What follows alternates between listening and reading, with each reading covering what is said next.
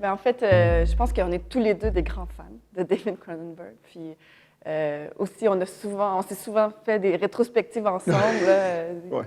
pendant plusieurs années. Donc, c'est probablement, en tout cas, un des réalisateurs les plus influents sur moi, sur mes idées, sur les thèmes qu'il évoque dans ses films aussi. Par exemple, dans ma pratique, moi, je réfléchis beaucoup à cette relation entre le virtuel et la réalité, l'aspect physique de la réalité, disons. Et puis, ben, je pense que Cronenberg, c'est un des rois à questionner, surtout justement notre relation virtuelle avec ce côté un peu étrange qu'on entretient avec notre corps, avec le côté un peu même extraterrestre du corps, étrange, là. Et donc, je pense que quand on a commencé à parler avec la Cinémathèque de faire un projet, j'étais comme, OK, bon, c'est le moment pour moi de revisiter justement mes influences cinématographiques, moi qui viens d'un background de cinéma aussi, que j'ai fait toutes mes études en cinéma, donc c'est quand même quelque chose qui a beaucoup influencé ma pratique. Puis, naturellement, j'ai pensé à Cronenberg, puis en plus, le fait qu'il soit canadien et tout ça, donc il y avait un lien aussi avec la Cinémathèque québécoise.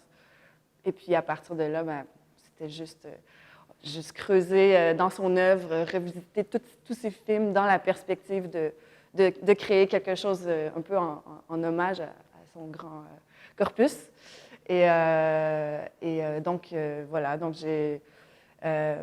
on s'est quand même concentré plus sur la période, disons, science-fiction, body horror, parce que nécessairement, ce sont des thèmes, comme je disais, qui sont plus proches, en tout cas personnellement de ma pratique, mais je pense que pour toi aussi, ça a beaucoup d'influence. Et puis, même si on aime beaucoup aussi son autre période.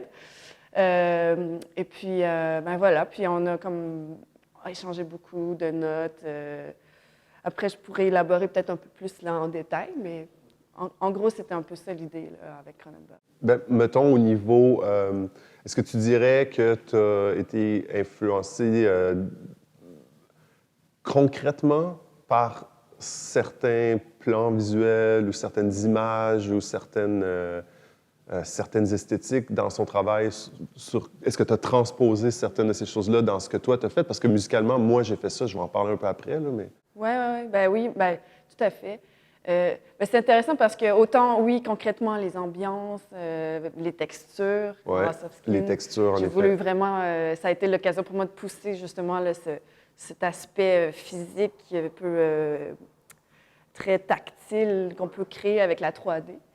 Puis en même temps aussi, même dans les thèmes, puis par exemple, dans Existence, cette idée d'entité qui soit mi-vivante, mi-technologique. J'avais envie d'explorer cette ambiguïté d'une forme de vie. Donc, dans House of Skin, on voit que ce sont des gens on ne sait pas si on regarde des entités vivantes ou si c'est même, tu sais, puis qui sont très passives, qui font juste comme bouger lentement. Un peu comme, comment il appelait là, dans Cronenberg là, le pod. Un peu comme des pods de Existence qui seraient là, un genre de cimetière de pods. Là. Donc, il y a beaucoup, effectivement, dans les textures, dans les ambiances aussi. J'ai même mis des références, par exemple, avec des objets, tu sais, à Crash ou à Vidéodrome.